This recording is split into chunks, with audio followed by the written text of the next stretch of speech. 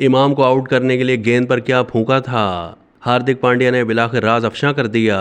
भारतीय क्रिकेटर हार्दिक पांड्या ने पाकिस्तान के खिलाफ मैच में ओपनर इमामुल हक को आउट करने के लिए गेंद को मुंह के करीब ले जाने की वजह बता दी। 14 अक्टूबर को पाकिस्तान और भारत का मैच अहमदाबाद के नरेंद्र मोदी स्टेडियम में खेला गया, जहां भारतीय टीम ने टॉस जीतकर बॉलिंग का फैसला किया। वर्ल्ड कप के अहम मैच के दौरान क्रीज पर पाकिस्तानी ओपनर्स अब्दुल्ला शफीक और इमामुल हक जमे, तो भारतीय ऑलराउंडर हार्दिक पांड्या इमामुल हक को आउट करने से पहले की जाने वाली गेंद को मुंह के करीब लेकर गए।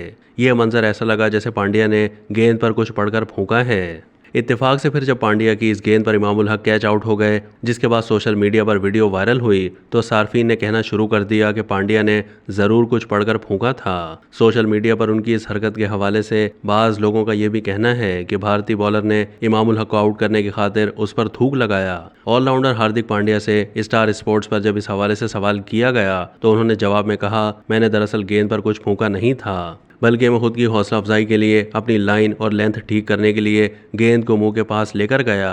भारतीय बॉलर हार्दिक पांड्या ने मजीद कहा, मैंने गेंद को मुंह के पास ले जाकर खुद को गालियां दी थीं।